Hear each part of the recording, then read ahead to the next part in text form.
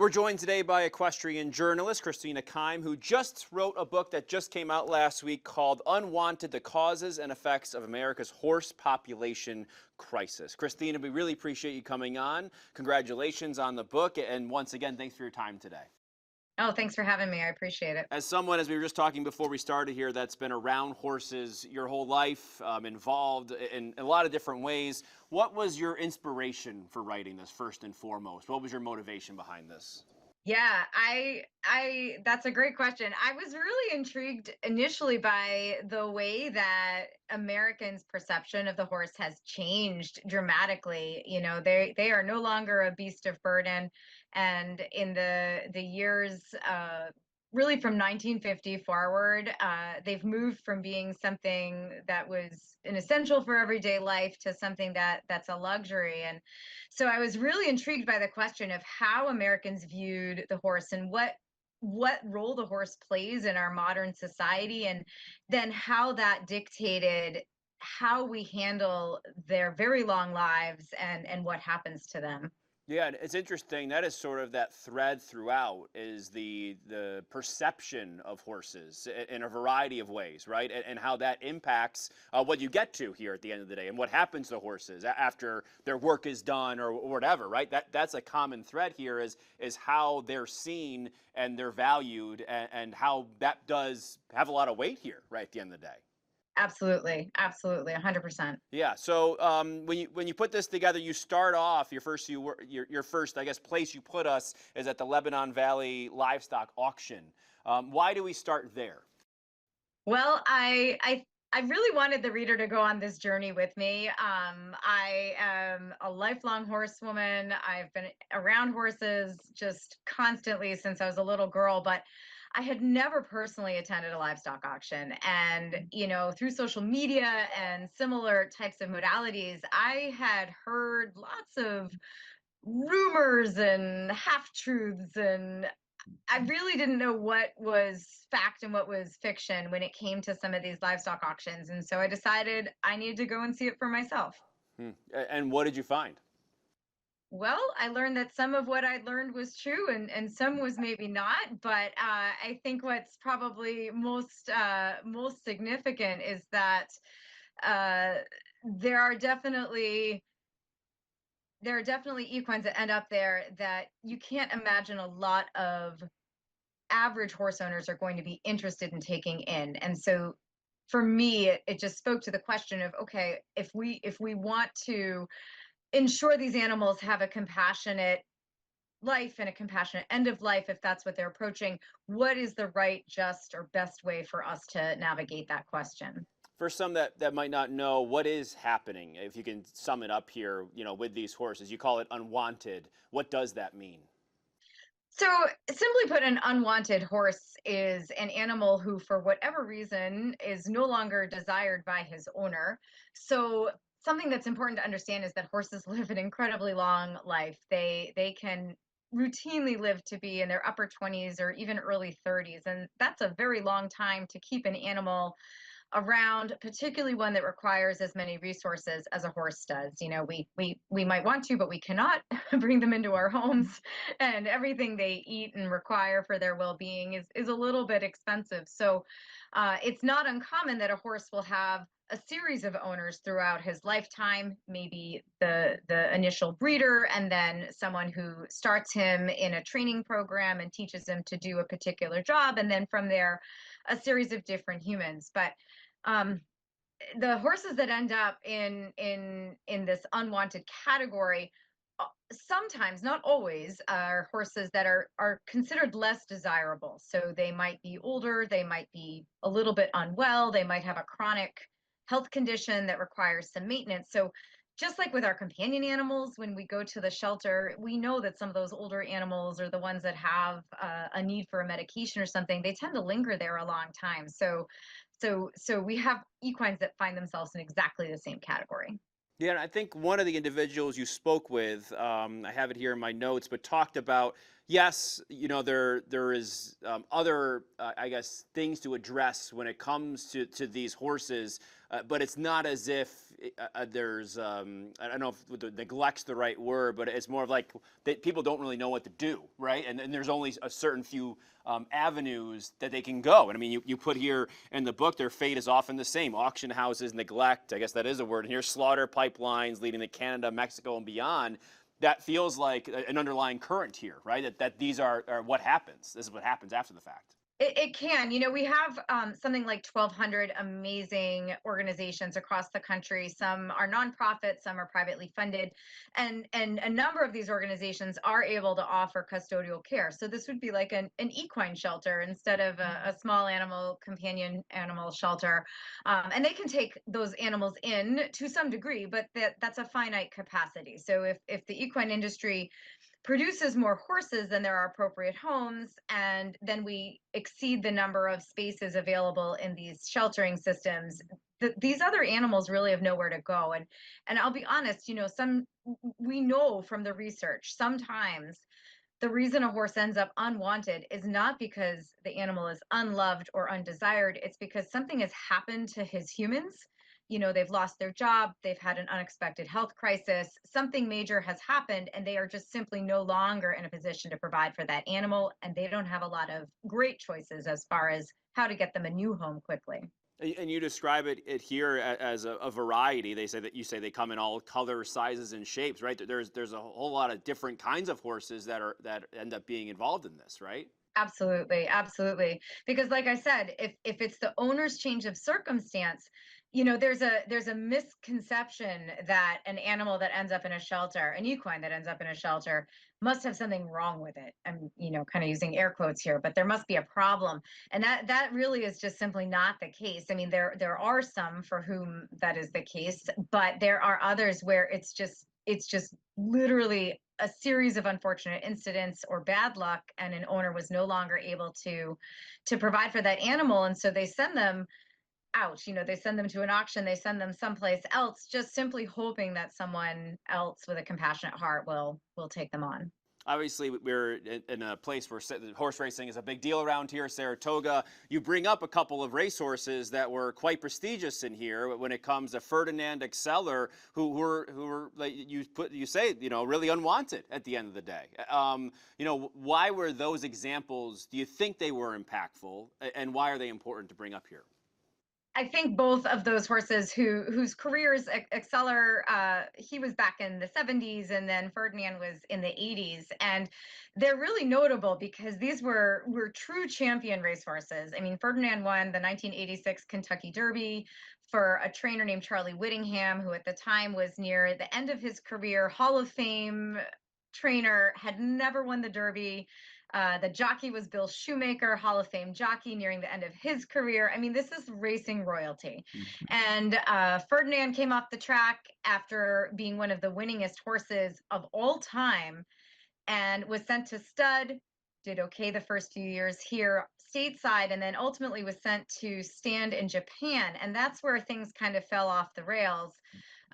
He was on an island, the island of Hokkaido, and there's not unlimited space in Japan. They also do eat horse meat there, and also have a market for pet food. And so when an equine approaches the end of their life or the end of their productive life, it is the expectation that animals will end up in the slaughterhouse. And as far as we know, that's what happened to Ferdinand. So Kentucky Derby winner, ending up being slaughtered for pet food. And when that news broke, when that was detected, and that was some great reporting work by the Blood Horse that kind of uncovered that, it just rocked racing fans to their roots. Because if it could happen to that horse, what on earth was happening to the horses lower on the race card, right? What chance did they have of a better outcome? And it was, in my opinion, one of the major events that kind of forced the horse racing industry to take a hard look at itself and hold up the mirror and choose to make a different option for horses possible. Right, because you say in the book, you talk about how maybe not someone not as, or an equine not as prestigious as that, potentially going out to stud, and then the crop after that, the foals not being as prestigious. And then after that, it's like, well, what now, right, at the end of the day? So that's one example of what you can see as a pattern beyond that, right? Absolutely. Yeah. And you talk about also in this book, people. people that you met, what struck you about a couple of the individuals that are involved in trying to, provide aftercare and for one way or another? I know some are a bit more controversial than others in the way they do it. I guess what struck you about some of the people that you met here? These are passionate people. These are dedicated people. These are hardworking people. I was so humbled and impressed by what they have made happen for horses of all kinds. So on the aftercare side with our thoroughbreds, but for regular everyday horses as well. These are people who sometimes defied the odds. They just didn't even let the hint of hesitation stop them from taking action. And in a lot of cases, and in almost every case, what they started was small. They didn't intend to create a nonprofit, or they didn't intend to create a big movement, but that was the outcome. And, Dot, who founded New Vocations, which is one of our largest and oldest thoroughbred aftercare organizations, they also work with some standard breds as well. She'll be the first to tell you, I had space on my farm, and I didn't really like what was maybe happening to some of these healthy horses once they were coming off the track. Her husband is a standard bred trainer, and so she just started to put a few ads up in the barn and in the local paper saying, hey, I'll take your horse. I'll take your horse. And from there grew into this multi-state, multi-facility, massive organization that has just placed thousands and thousands of horses into new homes. And the Thoroughbred Retirement Foundation and the Standardbred Retirement Foundation, the two, as you say in the book, that are kind of parallel to each other. They're not the same, but address different issues, right? At the same time. Yeah, they each specialize in a different facet of the racing breeds, right? The standardbreds are the ones that pull the sulkies, and then our thoroughbreds are ridden. The Thoroughbred Retirement Foundation, they're unique because they almost cater to horses that come off track who have sustained an injury or are otherwise less likely to transition into a more traditional riding role or a riding job. I mean, a lot of thoroughbreds, when they retire, they're still pretty young. I said earlier, these guys can live to be in their upper 20s, and a thoroughbred might retire at 3, 4, 5 years old. So that's a lot of life to live still, and an opportunity to have another career. But there are some horses that sustain an injury that just makes it so that a riding job is not going to be a good fit for them. They're not going to be comfortable physically to do that, but they can be comfortable to be a horse, right? They can do all the things that horses do and be comfortable doing them. And the Thoroughbred Retirement Foundation has really specialized in those horses, and in giving them a sanctuary and a safe place to live out their days for however long that might be. And you also speak to the Thoroughbred Aftercare Alliance in here as well. That was also a significant portion of this in terms of what they do in their umbrella, kind of helping to feed a lot of this, right? What kind of impact do you think they've had? I think the Thoroughbred Aftercare Alliance has legitimized this work in a way that was really important for people to get behind it. They provide accreditation. Their standards are pretty rigorous. It's not a one and done kind of thing. The organizations they accredit have to constantly be providing updates on all kinds of metrics of their performance, and go through review for a full reaccreditation every so often, every several years. And I think what that did was it really meant, you can't just hang your shingle out and say, oh, hey, I'm taking in thoroughbreds, so maybe I could get some of your money in a grant. It really legitimized the work that these organizations did and held them accountable to a particular standard too. So we could be confident we weren't sending horses from one not so great situation to another not great situation, right? That these were really legitimate organizations with a plan and financial resources and the means to execute what they were hoping to do. Yeah, obviously that's one element of this. Something else that you sort of wrestle with, I should say, is the whole slaughterhouse concept. You talk about, horses being in tight quarters, limited resources, by dealers at times, in surrounding auctions, and talk about horses being social creatures, as we know, and being smart, equine, being smart in this aspect. You even put here the last weeks of some of these horses' lives are far worse than any death at a domestic slaughter plant, and then you come back and say, but despite all this, I realize I cannot make peace with the idea of reopening American slaughter plants. I guess, take us through that sort of wrestling with that concept here. So there has not been an active American equine slaughterhouse since 2007. And in that time, the equine industry has done good work in reducing the number of horses that maybe would have otherwise ended up in that pipeline. But we still are, based on our best facts and figures, we think we're still looking at about 20,000 horses every year that are now being shipped to slaughterhouses outside of our borders. So there are some really smart, caring, intelligent, talented people who feel that a better option would be to reopen plants here in the US, where everything would fall under the regulation of the US Department of Agriculture, where the animals would not have to endure that transport out of the country to whatever fate might meet them. And again, depending on where they're going, the standards vary widely. And I hear that argument, and yet I think that the value that the American public places on the horse, the ethos around the horse, has evolved to a point where that is not an acceptable answer. That's not something we can go up to the average animal lover on the street and say, hey, no, this is really a better option. I felt like it was a band-aid ultimately. It was kind of a way of letting the equine folks a bit off the hook. And I count myself as one of them here, where we needed to do a better job of breeding thoughtfully, training well, and making better choices for horses earlier in their life cycle so they don't end up in these livestock auctions quite as often.